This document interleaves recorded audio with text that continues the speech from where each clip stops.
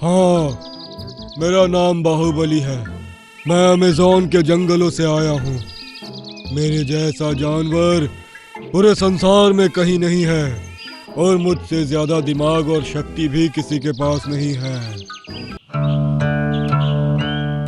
Dreamland जंगल में सभी जानवर और पक्षी बड़े ही प्यार से और भाईचारे के साथ रहते थे। लेकिन एक जानवर ऐसा भी था जो अपनी जिंदगी बिल्कुल अलग ढंग से जीता था। एक शाम हिरन और छोटू हिरन तालाब पर पानी पीने आए। दोनों किनारे पर खड़े होकर पानी पी रहे थे। तभी चुपके से उनके पीछे रामू हाथी आया और उसने दोनों को टक्कर मारकर पानी में गिरा दिया। मजा आ गया ना सुबह सुबह नहाकर। रामू हाथी, तुम कभी नहीं सुधरने वाले। आखिर तुमको मिलता क्या है ऐसी हरकतें करके? मुझे मजा आता है जिसके बारे में तुम लोगों को कुछ नहीं पता। तुम तो बस मेहनत करते करते एक दिन इस दुनिया से निकल जाओगे। यादगार रहेगा तो बस रामू हाथी। तभी सामने से मोटू गैंडा भागता हुआ आता दिखाई दिया। रामू हाथी, आज मैं तुमको ऐसी टक्कर मारूंगा कि तुम्हारी सारी मस्तीखोरी निकल जाएगी। अरे भाई, तू कहाँ से आ गया? रामू हाथी बड़ी तेजी से एक तरफ हट गया। मोटू गैंडा एक पेड़ से टकराया और धम्म से गिर गया। बड़े आए थे रामू हाथी को सबक सिखाने। रामू हाथी तेजी से वहाँ से भाग निकला। उसको इतना मजा आ रहा था जिसको बयान करना मुमकिन नहीं है।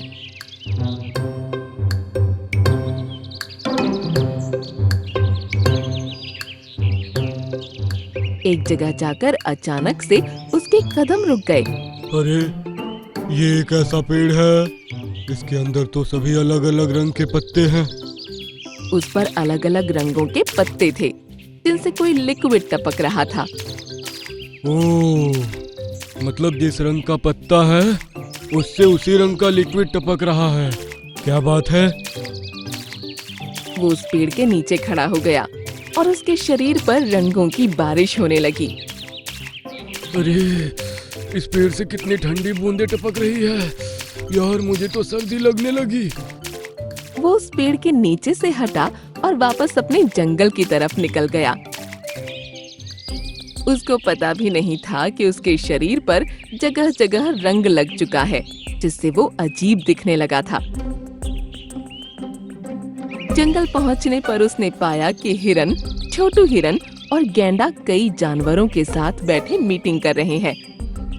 इस रामू हाथी का हमें कुछ करना ही पड़ेगा। उसने सभी जानवरों को परेशान कर रखा है। अरे बाप रे, ये तो मेरे बारे में ही बातें कर रहे हैं। चलो मजा लिया जाए। वो उनके करीब गया और बोला, हाँ, तुम लोग सही कह रहे हो। कुछ ना कुछ तो करना ही पड़ेगा, लेकिन तुम लोग कर भी क्या सकते हो बताओ? ये सुनकर सभी जानवर हैरानी से उसके शरीर को ऊपर से नीचे तक देखने लगे। अरे, तुम कौन हो भाई? हमने तो तुम्हारे जैसा जानवर पहले कहीं नहीं देखा। ये सुनकर रामू हाथी ने मन में सोचा, ऐसा क्या देख लिया इन बेवकूफों ने जो इनको मैं अलग दिख रहा हूँ? उसने अब अपनी सूंड उठाकर देखा तो उसने अपने आप को अलग अलग तरह के रंगों से रंगा पाया। ओहो, तो मेरे शरीर पर अभी भी रंग लगा हुआ है, जिसकी वजह से ये लोग मुझे पहचान नहीं पा रहे हैं। अब तो मुझे इसका फायदा उठा ही लेना चाहिए। हाँ, मेरा नाम बाहुबली है। मैं अमेज़न के जंगलों से आया हूँ।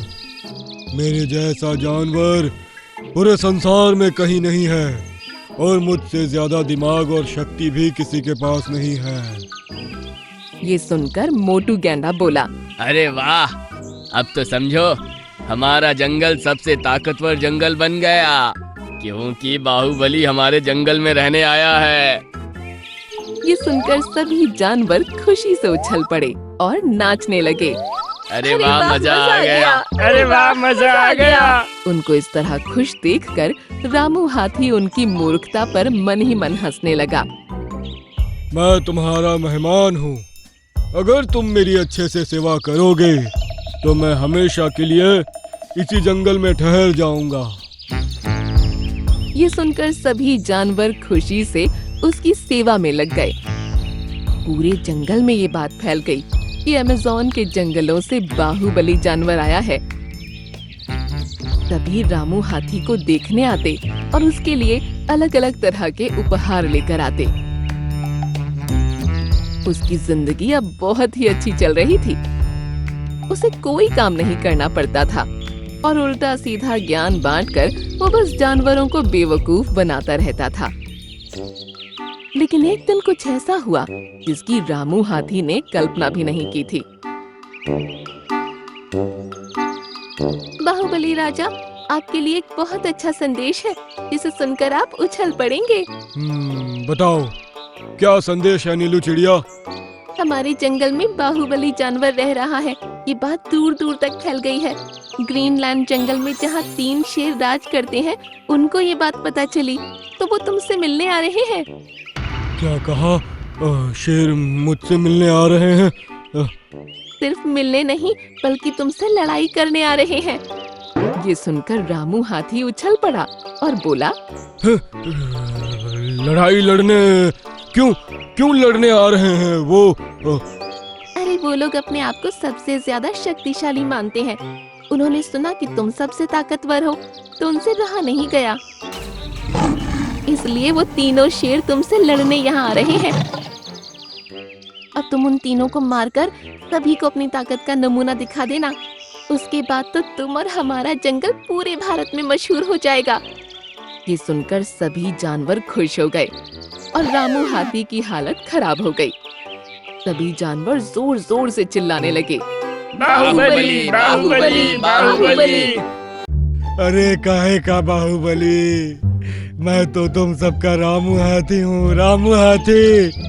ये सुनकर सभी जानवर चौंक पड़े और गैंडा बोला, तुम रामू हाथी कैसे हो सकते हो भला? तुम तो बाहुबली हो। तुमने ही तो हमें ये सब बताया था। 1 मिनट, अभी तुमको कुछ दिखाता हूँ। रामू हाथी तेजी से तालाब की तरफ भागा और पानी में उतरते ही उसके शरीर का सारा रंग हट गया और वो फिर से पहले जैसा दिखने लगा। सभी जानवर उसे देखकर हैरान रह गए।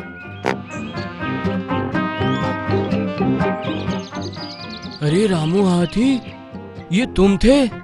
इसका मतलब तुम हमें बेवकूफ बना रहे थे। हाँ, बना रहा था, लेकिन अब मुझे सबक मिल गया है। 3 शेरों का शिकार होने वाला हूँ मैं।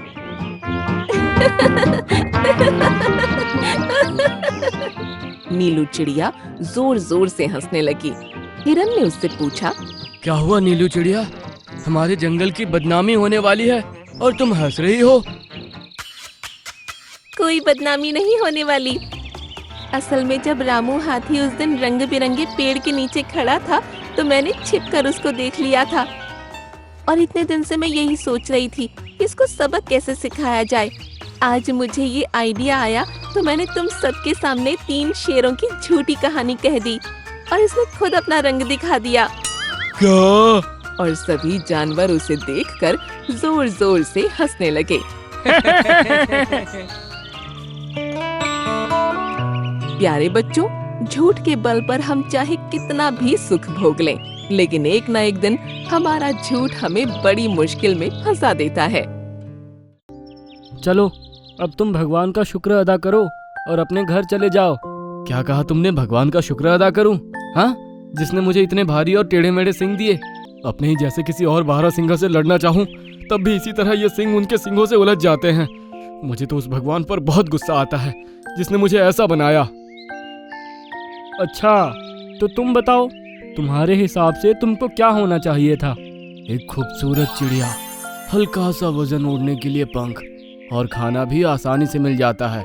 और चिड़िया के पंख ऐसे कभी झाड़ियों में फंसते भी नहीं हैं। एक जंगल में एक बारहसिंघा हिरन रहता था, जो कि हमेशा किसी न किसी बात को लेकर अपनी किस्मत को कोसता रहता था। एक दिन वो जंगल में खाना तलाश कर रहा था कि अचानक उसके सींग घनी झाड़ियों में फंस गए। अरे यार, अब कैसे निकालूं अपने सींगों को? मेरा तो सर भी चकरा रहा है। वो कई घंटों इसी तरह अपने सींगों की वजह से झाड़ियों में फंसा रहा और अपने आप को कोसता रहा। हे भगवान, कम से कम किसी को तो मदद के लिए भेज दे। तभी एक कछुआ अपनी मध्यम चाल से उसके करीब आया। अरे हिरन भाई, तुम तो बहुत बुरी तरह से झाड़ियों में फंसे हो। मेरी फूटी किस्मत, जो मदद को भी एक कछुआ आया है जो कुछ नहीं कर सकता। ये बात सुनकर कछुए ने आसमान की तरफ देखा। अचानक से बहुत तेज हवा चलने लगी और झाड़ियों के हिलने से बारहसिंगा के सींग छूट गए।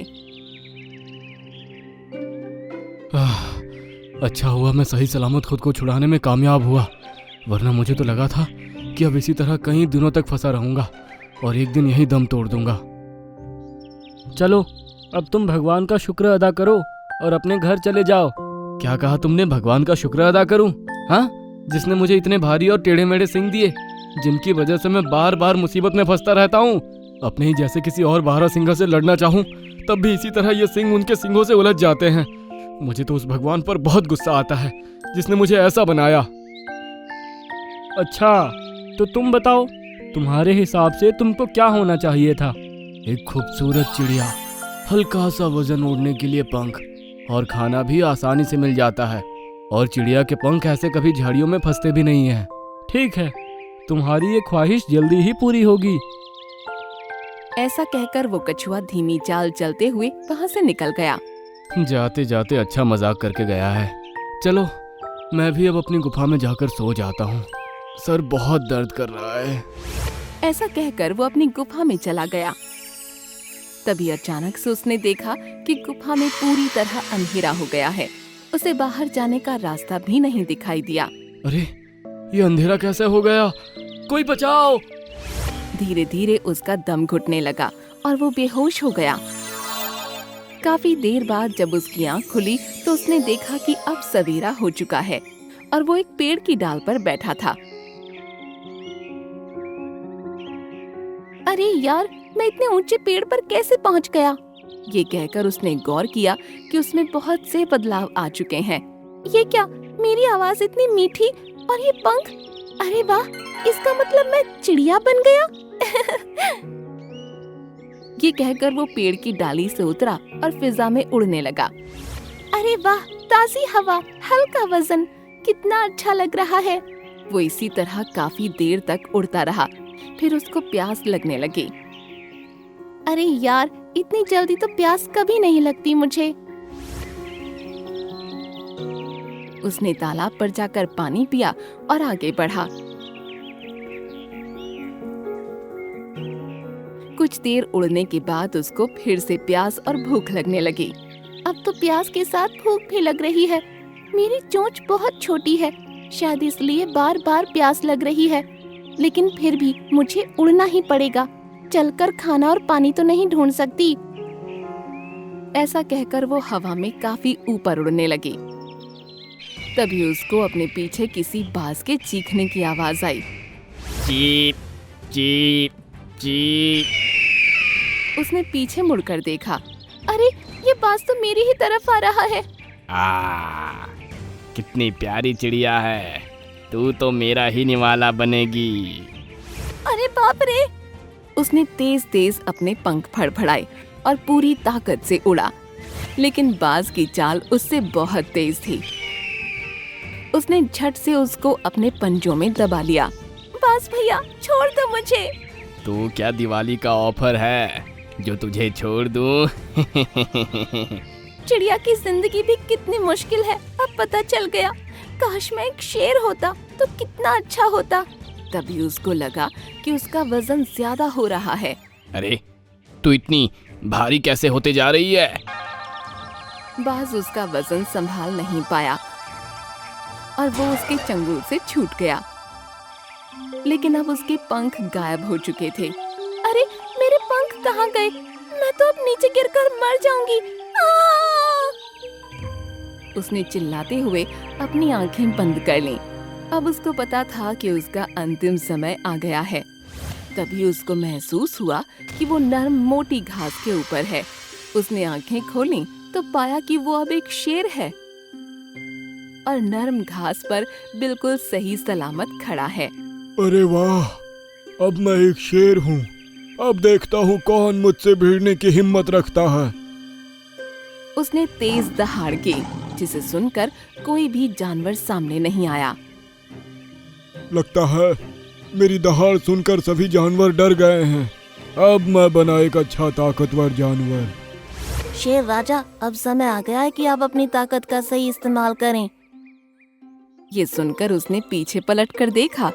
बंदर, लोमड़ी, लकड़बग्घा, भालू और कई तरह के जानवर उसके सामने खड़े थे। शेर राजा की जय हो। तुम सब ऐसे इकट्ठे होकर मेरे पास क्या मेरे लिए शिकार का प्रबंध करने आए हो? महाराज, आपके खाने का इंतजाम तो तब होगा जब ये जंगल सुरक्षित रहेगा। क्या हुआ जंगल को? जंगल को आपकी जरूरत है महाराज। हमारा पूरा जंगल गुलाम बनने वाला है। ये तुम क्या कह रहे हो? हाँ महाराज, पड़ोस के जंगल के शेर खान ने हम पर हमला करने की ठान ली है। वो अब हमारी तरफ ही आ रहे हैं। तो तुम लोग यहाँ क्यों आए हो? जाओ, जाकर जंगल की रखवाली करो। हम इसलिए आए हैं कि आप जंगल के राजा हैं। मुसीबत आने पर जंगल का राजा ही जंगल को बचाने के लिए आगे आता है। ये सुनकर वो मन ही मन सोचने लगा कि शेर होना भी बहुत मुश्किल का काम है। ठीक है, मैं लड़ूंगा और अपने जंगल की रक्षा करूंगा। तभी उसने देखा कि 3 शेर तेजी से सामने से उसकी तरफ भागे आ रहे हैं। अरे ये क्या, 3 शेर? हाँ महाराज, आपको इन तीनों शेरों को हराना है। ये तीनों भाई मिलकर आपको मारना चाहते हैं और इस जंगल पर राज करना चाहते हैं। अरे बाप रे, 3 शेरों से मैं अकेला कैसे लड़ूंगा? जंगल के सभी जानवर एक तरफ हो गए और शेर ने चीखते हुए अपनी आंखें बंद कर लीं। काश मैं वापस बारहसिंघा ही बन जाता तो अच्छा होता। दूसरे जानवरों की जिंदगी तो मुझसे भी मुश्किल है। वो तीनों शेर उस पर झपटने ही वाले थे, लेकिन तभी सब कुछ शांत हो गया। उसने डरते हुए अपनी आंखें खोली तो वो अब वापस एक बारहसिंगा बन चुका था। हे भगवान, तेरा लाख लाख शुक्र है कि तूने मुझे वापस बारहसिंघा हिरन बना दिया।